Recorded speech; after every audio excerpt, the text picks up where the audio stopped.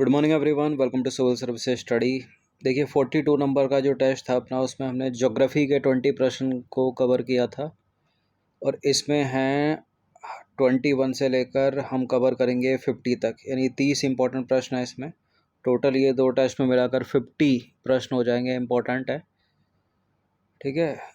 Important है PCS के लिए, BPSC के लिए और RO का जो मेंस है उसके लिए भी, और UP TGT की जो एग्ज़ाम है उसमें भी जो GS आती है उसके लिए भी इम्पोर्टेंट है, क्योंकि उसको भी UPSC ही करा रहा है। तो प्रैक्टिस करेंगे, सीधे सीधे प्रश्न बनेंगे, ठीक है। और नहीं बने सीधे सीधे तो एक्सप्लेनेशन से तो पक्का बन जाएंगे। कहने को 30 प्रश्न हैं लेकिन 60-70 प्रश्न होंगे इसमें। चलिए स्टार्ट करते हैं। तो पहला प्रश्न है यहाँ पर, ग्रीन मफलर किससे संबंधित है? मृदा प्रदूषण, वायु प्रदूषण, ध्वनि प्रदूषण या जल प्रदूषण? देखिए आपको फोटो दिख रहा होगा, ये क्या लग रहा है, कौन सा प्रदूषण हो सकता है? ग्रीन मफलर होता है सड़कों के किनारे कतारों में पेड़ लगाना, ठीक है, जिससे वाहनों की जो ध्वनि है वो कम हो सके। तो यह है वायु प्रदूषण से संबंधित, ध्वनि प्रदूषण से संबंधित। सी है इसका आंसर, ठीक है। ग्रीन मफलर पेड़ों और झाड़ियों की एक पंक्ति है जिसे सौर अवशोषक के रूप में काम करने के लिए उगाया और बनाए रखा जाता है। ग्रीन मफलर योजना के तहत ध्वनि प्रदूषण को कम करने के लिए अशोक और नीम के पौधे घर या निवासी इलाकों के पास लगाए जाते हैं। क्वेश्चन नंबर 2 पर आ जाइए। भारतीय वन्य जीव संरक्षण अधिनियम कब लागू हुआ था? एक प्रोजेक्ट हाथी है, वो 1992 का है। प्रोजेक्ट एलिफेंट 1992, प्रोजेक्ट टाइगर है वो 1973 का है। और ये जो वन्य जीव संरक्षण अधिनियम है यह है 1972। ऑप्शन नंबर सी है इसका आंसर। वन्य जीव संरक्षण अधिनियम जो है 1972 में वन्य जीवों और उनके आवासों की सुरक्षा के लिए अधिनियमित किया गया था। इस टेस्ट सीरीज़ की आप फुल टेस्ट सीरीज से जुड़ सकते हैं, नंबर इस पर कॉल या व्हाट्सअप करके, ठीक है। काफ़ी कम अमाउंट है, पेड टेलीग्राम ग्रुप से आप जुड़ सकते हो। और फुल टेस्ट सीरीज़ भी है, नंबर पर कॉल या व्हाट्सअप करके आप प्राप्त कर सकते हैं। और फ्री टेलीग्राम ग्रुप से जुड़ जाइएगा, सिविल सर्विसेज स्टडी के डिस्क्रिप्शन बॉक्स में लिंक है उसका। देखिए यह जो अधिनियम है शिकार प्रजातियों के संरक्षण और वन्य जीव अभ्यारण्यों और राष्ट्रीय उद्यानों के प्रबंधन को विनियमित करने के लिए एक रूपरेखा प्रदान करता है। अब आ जाइए 23वां प्रश्न है, नील नदी के संबंध में निम्नलिखित कथनों में से कौन सा कथन सही है? 4 कथन है यहाँ पर, कोई एक ही सही होगा। पहला स्टेटमेंट है, नील नदी दुनिया की दूसरी सबसे लंबी नदी है और यह पूर्वी अफ्रीकी क्षेत्र में उत्तर से दक्षिण की ओर प्रवाहित होती है, बहती है। नदी का अधिकांश भाग सूडान में बहता है और यह नदी विक्टोरिया झील के पास से शुरू होती है और भूमध्य सागर यानी मेडिटेरियन सी में मिलती है, गिरती है। देखिए पहली बात तो नील नदी दुनिया की दूसरी नहीं बल्कि सबसे लंबी नदी है, तो गलत है पहला स्टेटमेंट। और यह पूर्वी अफ्रीका क्षेत्र में उत्तर से दक्षिण की ओर नहीं बल्कि दक्षिण से उत्तर की ओर बहती है, वर्ल्ड मैप पे करते हैं तो गलत है दूसरा भी। नदी का अधिकांश भाग जो है वो मिस्र में बहता है, सूडान में नहीं। पहला गलत, दूसरा गलत, तीसरा गलत, चौथा वाला सही है। तो इससे रिलेटेड कंप्लीट बुलेट पॉइंट्स जो बनते हैं, नील नदी दुनिया की सबसे लंबी नदी है और यह पूर्वी अफ्रीकी क्षेत्र में दक्षिण से उत्तर की ओर बहती है, ना कि उत्तर से दक्षिण की ओर। नदी का अधिकांश भाग जो है वो मिस्र में बहता है और यह नदी कृषि, मछली पकड़ने का स्रोत और देश में परिवहन की सुविधा भी प्रदान करती है। देखिए इसके बेसिन में युगांडा, सूडान, दक्षिण सूडान, इथोपिया और मिस्र जैसे देश शामिल हैं, याद रखना। यह नदी विक्टोरिया झील के पास से शुरू होती है और भूमध्य सागर में मिलती है, ठीक है। और मुख्य सहायक नदियों में जो है सफ़ेद नील है इसकी, वाइट नील जो निकलती है विक्टोरिया झील से, और दूसरी है नीली नील यानी ब्लू नील जो निकलती है इथोपिया से, लेक टाना से, ठीक है। लेक पूछे तो लेक टाना है, यानी ताना झील हिंदी में। यह नदी पूर्वी सहारा क्षेत्र के देशों के लिए एक प्रमुख जीवन रेखा है, ठीक है। अलेक्जेंड्रिया जो मिस्र का काहिरा है और सूडान का खार्तूम नदी के किनारे महत्वपूर्ण शहर हैं। एक नोट बड़ा इंपॉर्टेंट है यहाँ पर, ये जो सूडान का खार्तूम है ना, खार्तूम है, ये तून नहीं है, खार्तूम, इस स्थान पर सफ़ेद नील और नीली नील आपस में मिलकर नील नदी का निर्माण करती हैं और आगे चलकर भूमध्य सागर में अपना जल विसर्जन करती हैं। ठीक है, ये चीज़ याद रखना। ABCD बनाकर पूछता है कौन सा स्थान है, वो खार्तूम, वो जगह कहाँ पर है, सूडान में है। फॉर एग्जाम्पल ये है ताना झील, ये है विक्टोरिया झील। ठीक है, ताना से निकली नीली नील, विक्टोरिया से निकली वाइट नील, ये खार्तूम स्थान है, आगे नील नदी बन गई। ठीक है, और भूमध्य सागर में गिर गई। नंबर 24 है, अरब सागर में स्थित लक्षद्वीप समूह का सबसे बड़ा द्वीप कौन सा है। अरब सागर में स्थित लक्षद्वीप समूह का जो सबसे बड़ा द्वीप है वो है मिनिकॉय। ठीक है, ऑप्शन नंबर डी है इसका आंसर। देखिए, मिनिकॉय अरब सागर में स्थित लक्षद्वीप समूह का सबसे बड़ा द्वीप है।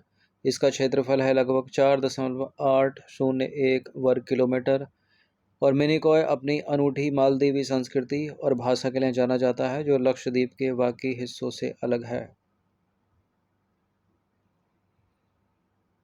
25वां प्रश्न है, अंडमान और निकोबार समूह में सबसे बड़ा द्वीप कौन सा है, इंपॉर्टेंट है। उत्तर अंडमान, मध्य अंडमान, दक्षिण अंडमान और ग्रेट अंडमान। एक और प्रश्न इससे बनता है कि उत्तर से लेकर दक्षिण अंडमान तक ग्रेट या मध्य अंडमान में जो है, इनको उत्तर से दक्षिण की ओर सजाइए जरा। ठीक है, उत्तर से दक्षिण की ओर यदि हम इनको सजाएं तो सबसे उत्तर में तो चलो आ जाएगा उत्तरी अंडमान। उत्तरी अंडमान यानी नॉर्थ अंडमान, उसके नीचे है मध्य अंडमान। ठीक है, नॉर्थ अंडमान, मध्य अंडमान, मध्य अंडमान के नीचे है साउथ अंडमान और सबसे दक्षिण में है लिटिल अंडमान या छोटा अंडमान। उत्तर से दक्षिण की तरफ इनका एक क्रम है। कभी कभी दक्षिण अंडमान को सबसे दक्षिण में लगा देते हैं, लेकिन दक्षिण अंडमान सबसे दक्षिण में नहीं है, सबसे दक्षिण में है लिटिल अंडमान। ठीक है, लिटिल अंडमान के ऊपर है लोअर अंडमान या साउथ अंडमान भी इसको बोलते हैं, और मिडिल अंडमान बीच में, सबसे ऊपर है नॉर्थ अंडमान। नॉर्थ अंडमान की सबसे ऊंची चोटी है सेंट्रल पीक। समझ में आया कुछ मैप को देखकर। अब इसमें सबसे बड़ा जो क्षेत्रफल की दृष्टि से बीच वाला है यानी मध्य अंडमान।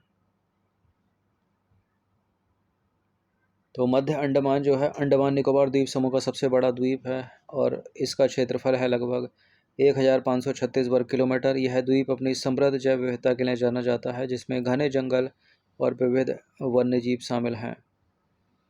तुर्की किसके मध्य स्थित है।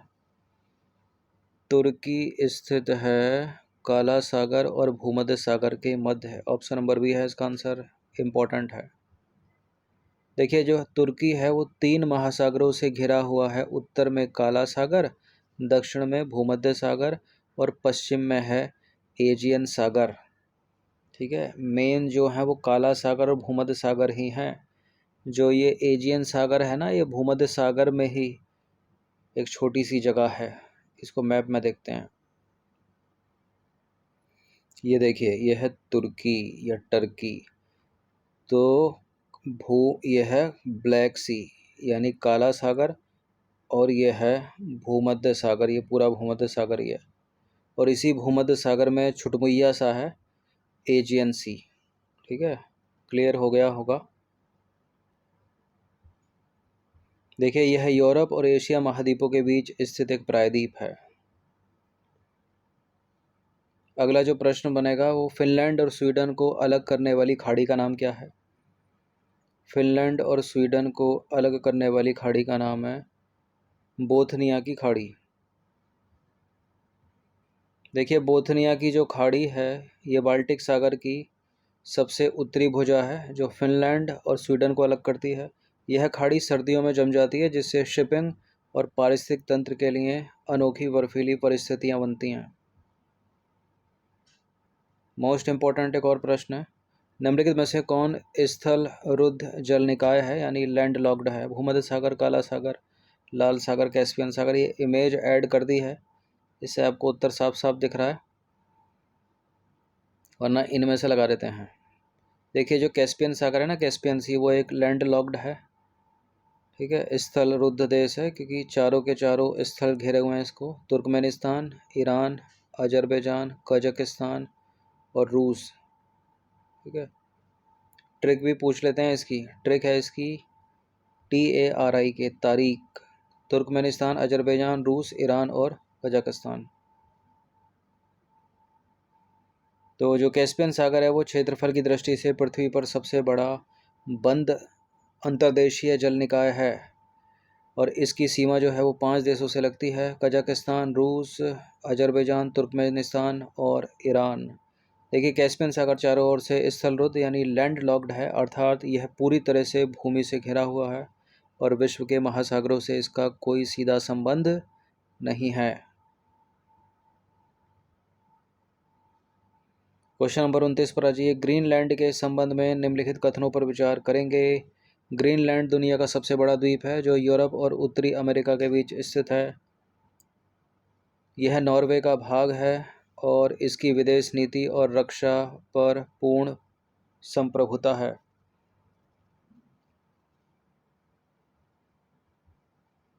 यूरोप के संबंध में जो है, यहाँ जो लिखा है ना, निम्न कथनों पर विचार कीजिए, इसकी जगह होता है यूरोप के संबंध में निम्नलिखित में से कौन सा एक कथन सही है।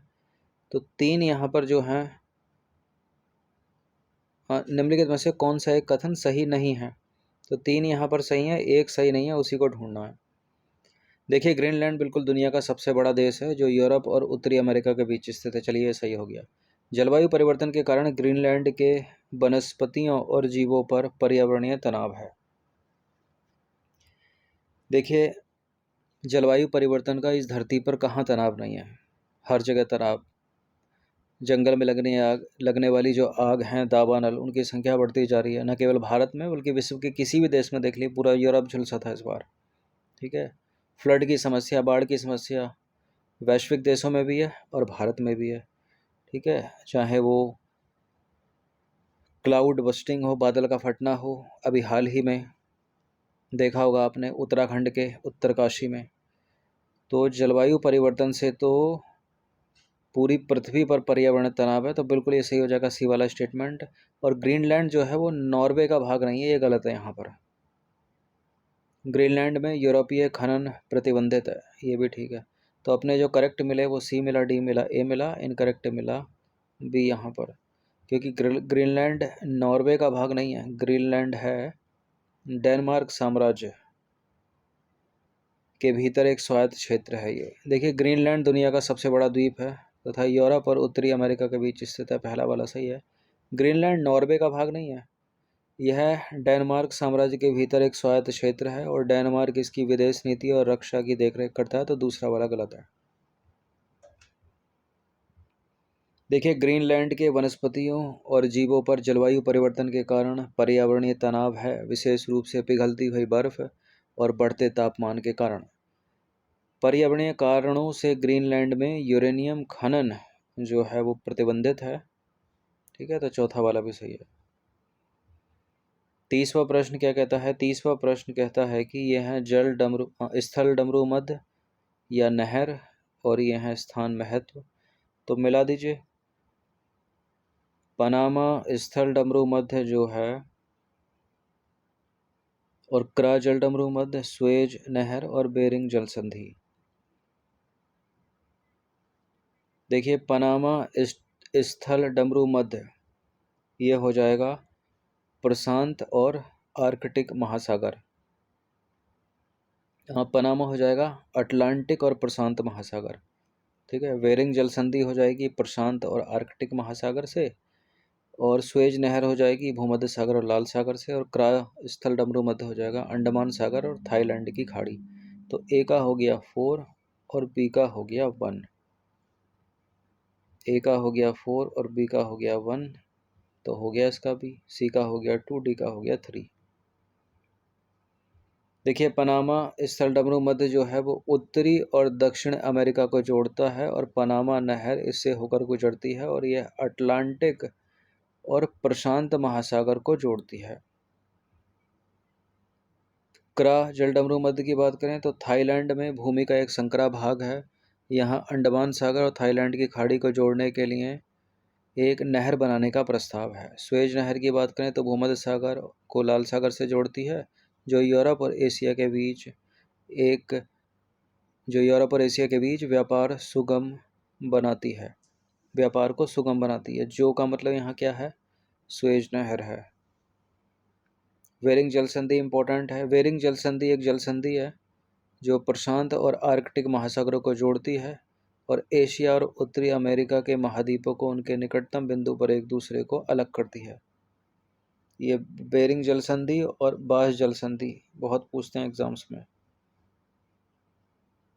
31वां प्रश्न है, निम्नलिखित पर्वत चोटियों को उनके ऊंचाई के घटते क्रम में रखना है। वही यानी जो सबसे ऊंची होगी वो सबसे पहले आएगी। केदारनाथ, पंचाचूली, नंदा देवी और कामेट सारी की सारी उत्तराखंड की हैं। ये देखिए सबसे जो ऊंची है इसमें वो नंदा देवी है, तो एक से एलिमिनेट हो गया। वैसे तो नंदा देवी के बाद है कामेट, कामेट के बाद केदारनाथ, उसके बाद है पंचाचूली।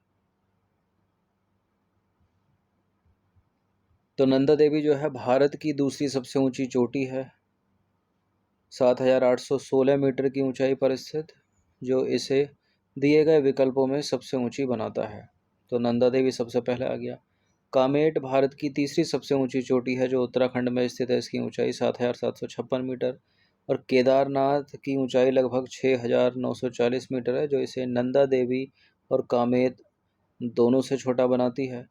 पंचाचूली कुमाऊं क्षेत्र में 5 चोटियों का एक समूह है जिसकी औसत ऊंचाई लगभग 6,312 मीटर है, जो इसे विकल्पों में सबसे छोटा बनाता है।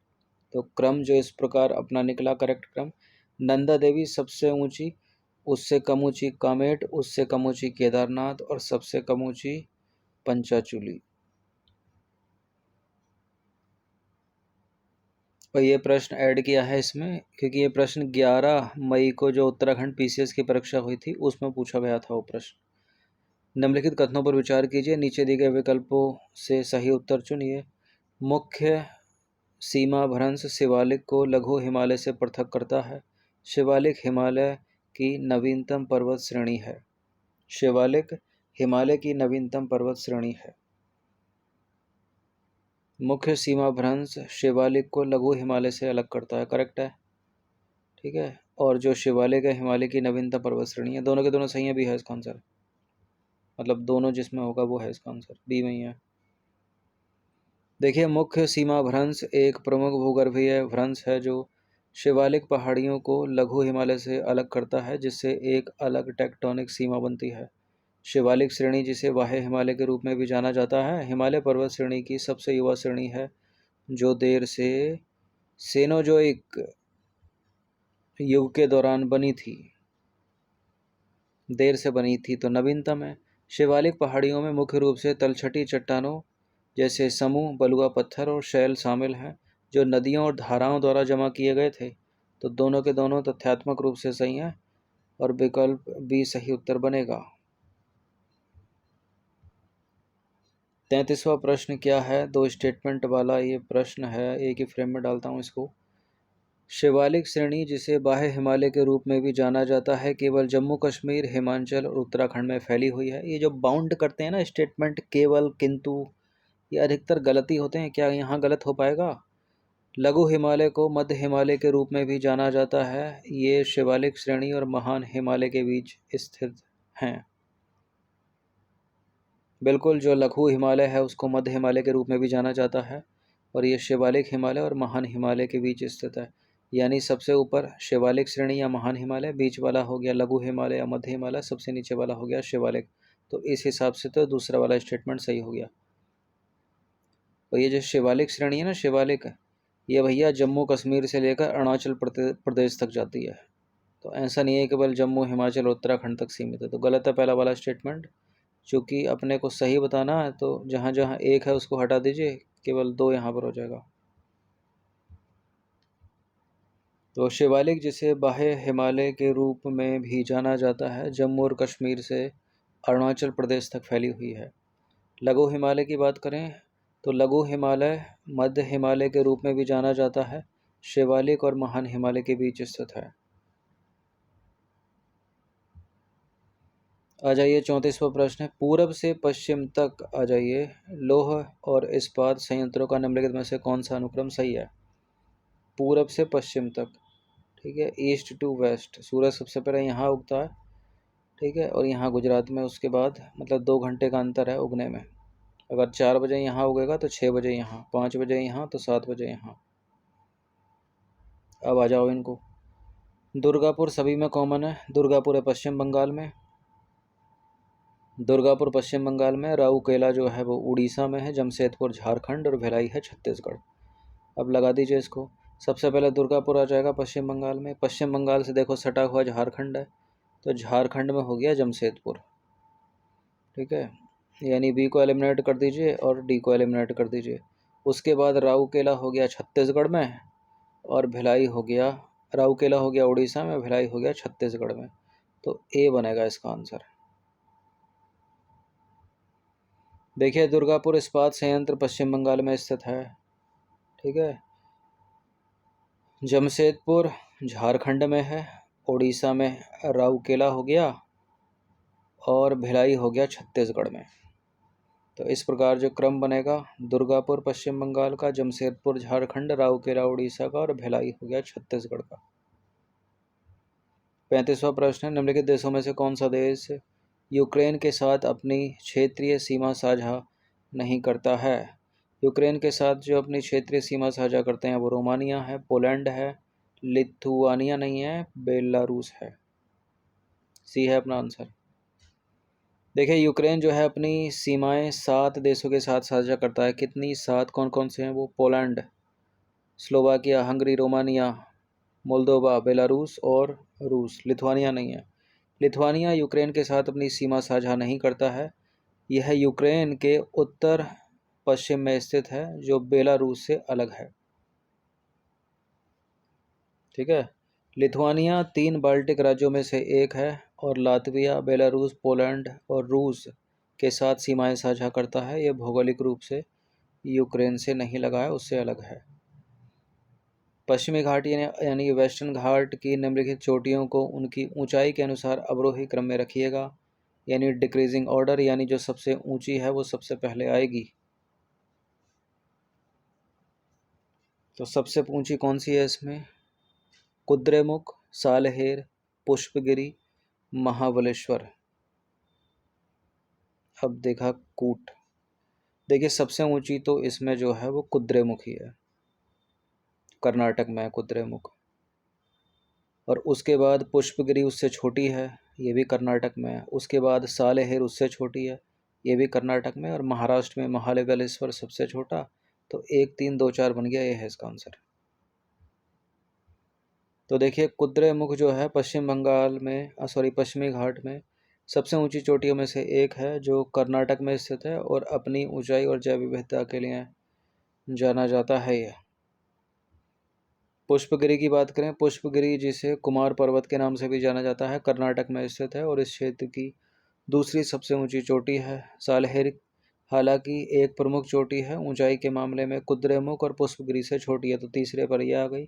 महाबलेश्वर महाराष्ट्र में स्थित, पर्यटन के लिए महत्वपूर्ण है, लेकिन सूचीबद्ध चोटियों में सबसे छोटी है, तो चौथे पर यह हो जाएगी। फिर क्रम जो अपना बना, डिक्रीजिंग ऑर्डर, ऊंचाई का अवरोही क्रम, कुद्रेमुख सबसे पहले, उसके बाद पुष्पगिरी, उसके बाद सालहेर, उसके बाद महाबलेश्वर। क्लियर?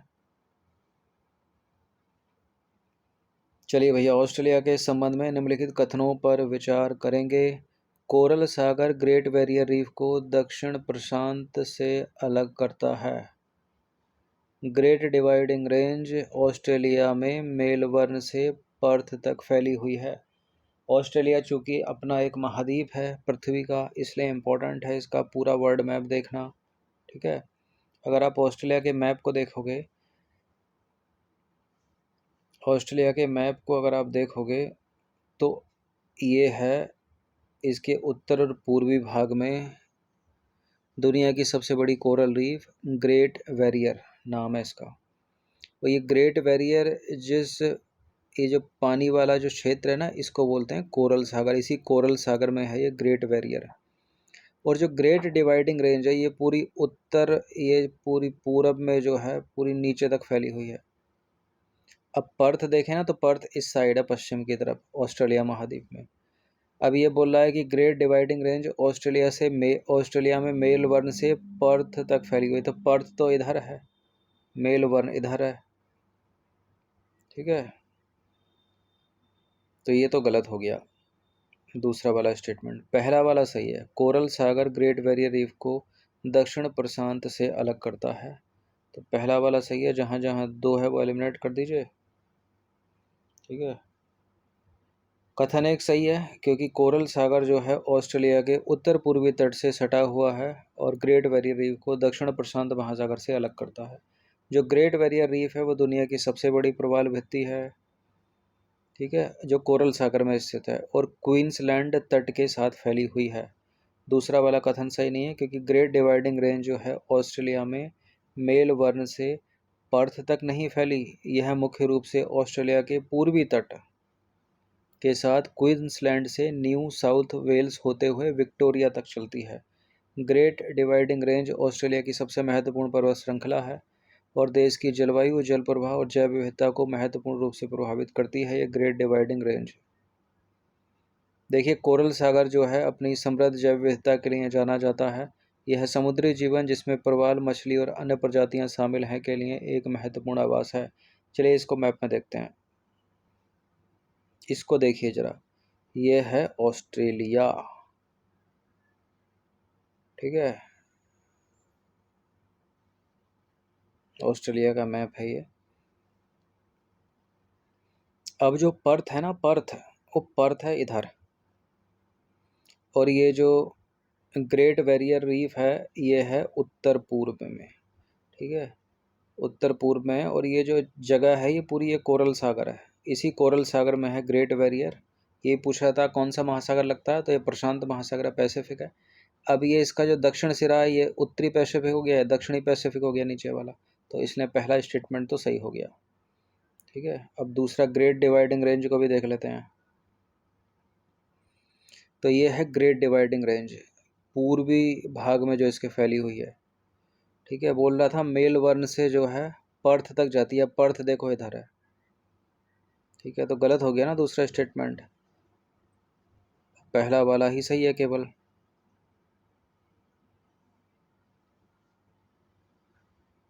ठीक है, दिख रही है ना। चलिए, ठीक है, मेलबर्न यहाँ है और पर्थ यहाँ है, और जबकि ये फैली है इसके उत्तर पूर्व में, ठीक है, क्वींसलैंड से लेकर नीचे तक फैली है। अगर सिडनी ही बोल देता ना तब भी सही हो जाता, लेकिन पर्थ बोल दिया इसने, गलत है। अगले प्रश्न पर आ जाइए। उत्तरी गोलार्ध में अल्पतम दिवस यानी सबसे छोटा दिन कब होता है?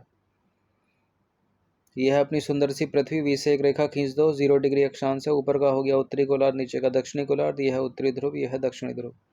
अब इस गोलार्ध में जो सबसे छोटा दिन होगा ना वो होगा 21 दिसंबर होगा या 22 दिसंबर होगा, तो इसका आंसर है ऑप्शन नंबर डी, 22 दिसंबर, तो डी लगाएंगे।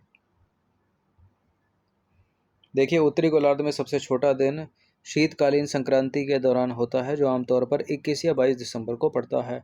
2025 में यानी इस साल शीतकालीन संक्रांति 22 दिसंबर को है, जो सबसे कम दिन के उजाले वाले दिन को चिन्हित करता है, तो इस बार 22 दिसंबर को होगा।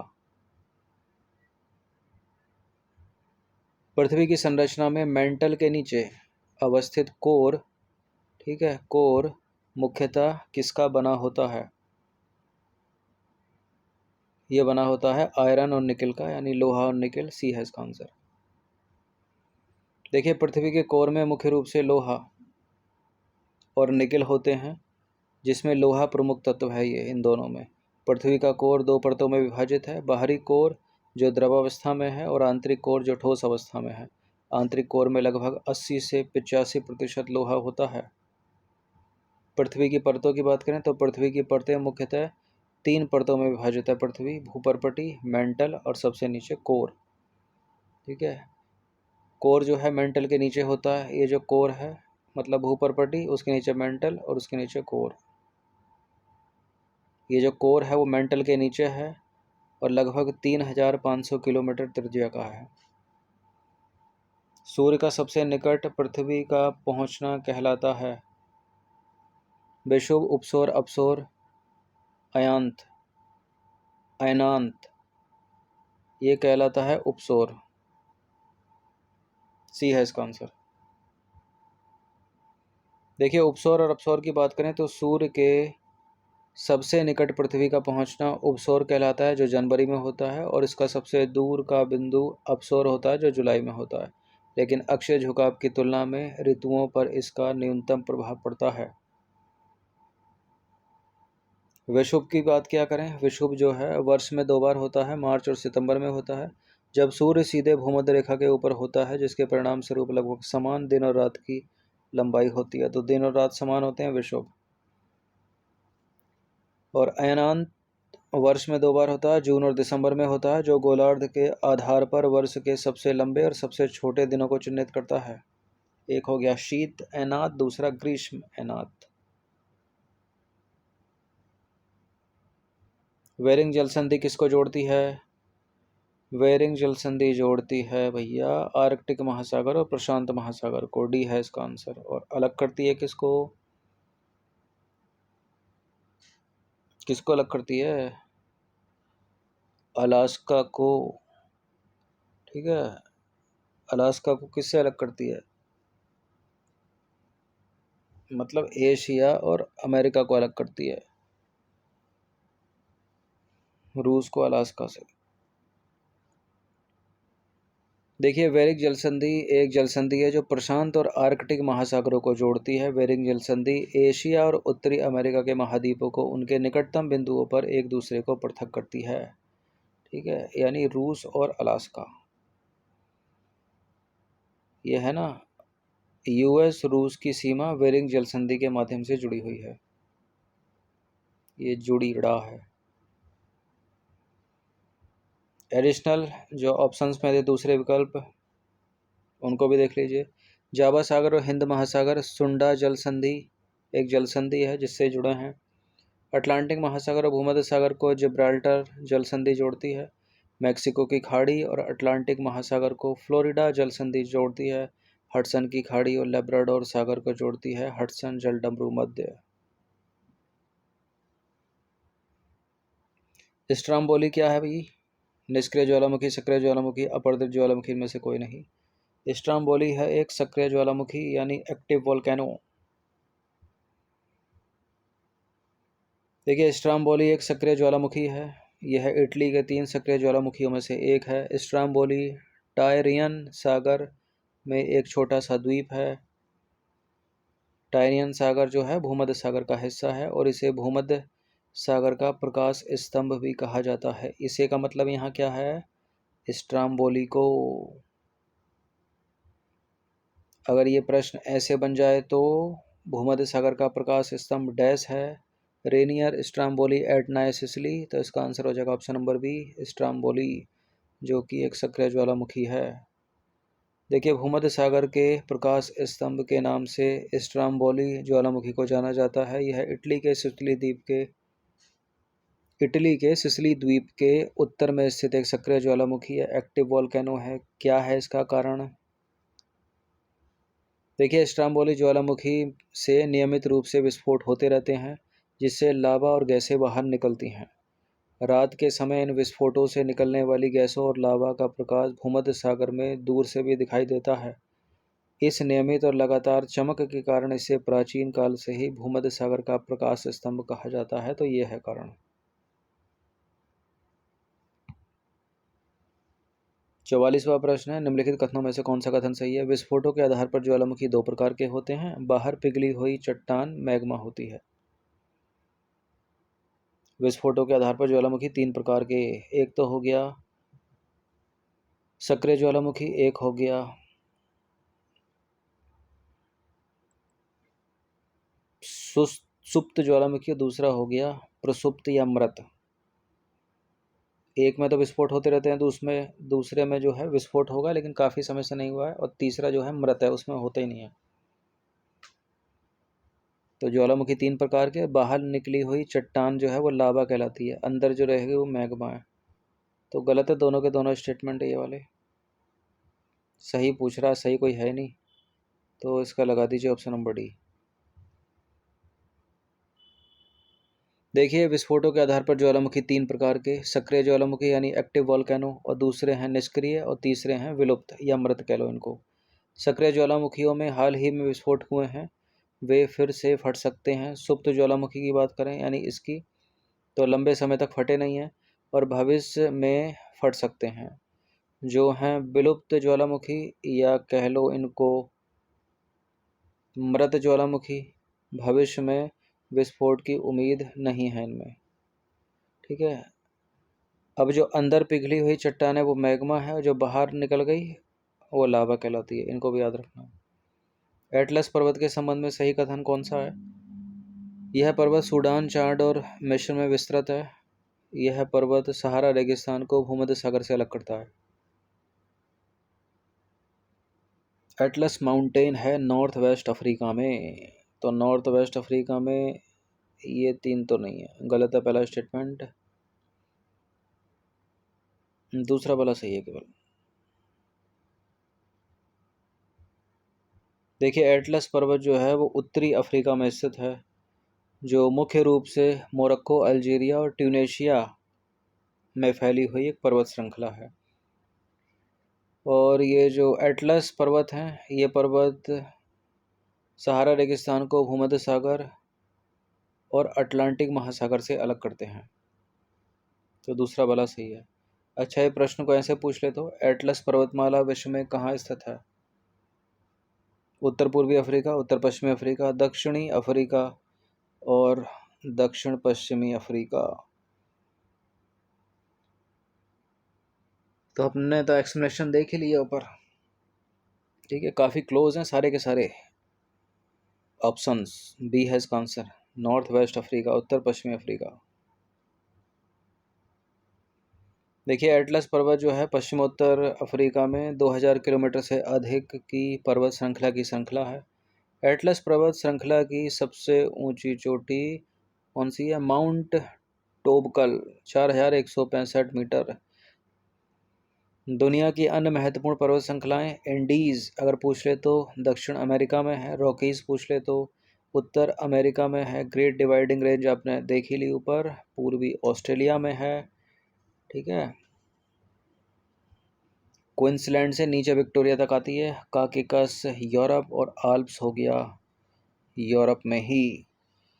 ठीक है, तो कितनी ज़रूरी है एक्सप्लेनेशन आपको पता चल रहा होगा। प्रश्न तो है ही इम्पोर्टेंट, एक्सप्लेनेशन जो है वो उससे भी ज़्यादा इम्पोर्टेंट है, क्योंकि इसी एक्सप्लेनेशन में से एग्जामिनर अपने मन से प्रश्न बनाएंगे। मकर रेखा के संबंध में निम्नलिखित कथनों में से कौन सा कथन सही है? अपनी सुंदर सी पृथ्वी बीच से एक रेखा खींच दीजिए 0 डिग्री। ये हो गई भूमध्य रेखा, इक्वेटर लाइन। एक रेखा ऊपर की तरफ है 23.5 डिग्री उत्तरी अक्षांश रेखा, इसको बोलते हैं कर्क रेखा। और एक नीचे है दक्षिणी गोलार्ध में 23.5 डिग्री दक्षिणी अक्षांश रेखा है मकर रेखा। ऊपर का हो गया उत्तरी गोलार्ध, नीचे का हो गया दक्षिणी गोलार्ध। यहाँ है भारत, भारत के बीचों बीच से चली जाती है कर्क रेखा, 8 राज्यों से होकर गुजरती है। 8 हो गया, 8 नाम याद रखना। ठीक है। और ये जो तीनों रेखाएं हैं किसी एक महाद्वीप से होकर तीनों गुजरती हैं, उस महाद्वीप का नाम है अफ्रीका महाद्वीप। और ये जो मकर रेखा है ना, ये 3 महाद्वीपों से होकर गुजरती है। एक तो ये अफ्रीका हो गया, एक यहाँ ऑस्ट्रेलिया आता है, और यहाँ है साउथ अमेरिका, दक्षिण अमेरिका। तो मकर रेखा 3 महाद्वीपों से होकर गुजरती है, बिल्कुल सही बात है। मकर रेखा कुल 10 देश से होकर गुजरती है, तो 3 महाद्वीपों के ये 10 देशों से होकर गुजरती है, ये वाली भी सही बात है, याद रखना। वो 10 के 10 देश कौन से हैं सब पता होना चाहिए आपको। प्रश्न पूछने का तरीका एक ये भी है और वो भी है, या फिर ABCD बनाकर बहुत आसान पूछ लेगा, 4 किसी एक अन्य देश को घुसा देगा जो नहीं होगा। तो मकर रेखा का चिट्ठा खोलते हैं पूरा, चलिए। देखिए, मकर रेखा अंग्रेजी में है ट्रॉपिक ऑफ कैप्रिकॉर्न, अक्षांश का व्रत है जो भूमध्य रेखा का 23.5 डिग्री दक्षिण वाला है, जैसा कि दिखाया अभी, और नॉर्थ वाला है कर्क। तो मकर रेखा 10 देशों से, 3 महाद्वीपों से और 3 महासागरों से होकर गुजरती है। कौन से वो 3 महासागर? प्रशांत महासागर, हिंद महासागर और अटलांटिक। देखिए यह है दक्षिण अमेरिका, वो 3 महाद्वीप कौन से? दक्षिण अमेरिका, अफ्रीका और ऑस्ट्रेलिया से गुजरती है। अब ये दक्षिण अमेरिका में 4 देशों से होकर गुजरती है, चिली, अर्जेंटीना, पराग्वे और ब्राज़ील। और अफ्रीका महाद्वीप में ये नामीबिया, बोत्सवाना, मोजाम्बिक, दक्षिण अफ्रीका और मेडागास्कर से होकर गुजरती है। ठीक है। और मकर रेखा यानी ट्रॉपिक ऑफ कैप्रिकॉर्न 3 महासागरों से होकर गुजरती है, हिंद महासागर, अटलांटिक महासागर और प्रशांत महासागर। ठीक है। इसके अलावा जो है कोई प्रश्न बनता है क्या? कोई नहीं बन रहा है।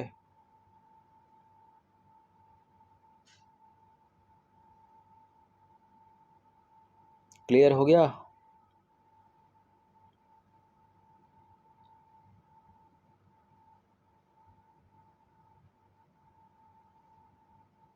अड़तालीसवां प्रश्न है, सर्दियों के मौसम के दौरान भारत के उत्तर पश्चिमी भाग से वर्षा होती है, बताइए।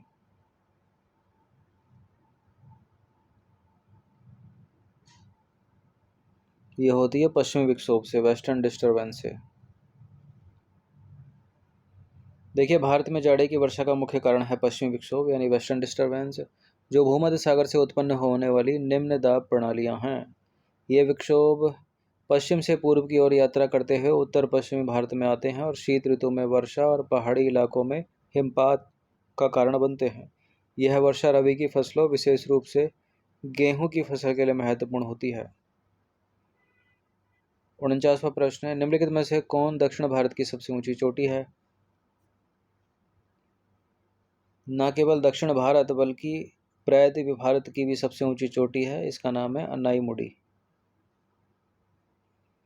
अन्नाईमुडी दक्षिण भारत की सबसे ऊंची चोटी है और इसकी ऊंचाई है 2695 मीटर। यह केरल राज्य के एर्नाकुलम और इदुक्की जिलों के बीच स्थित है और प्रायद्वीप भारत की भी सबसे ऊंची चोटी है।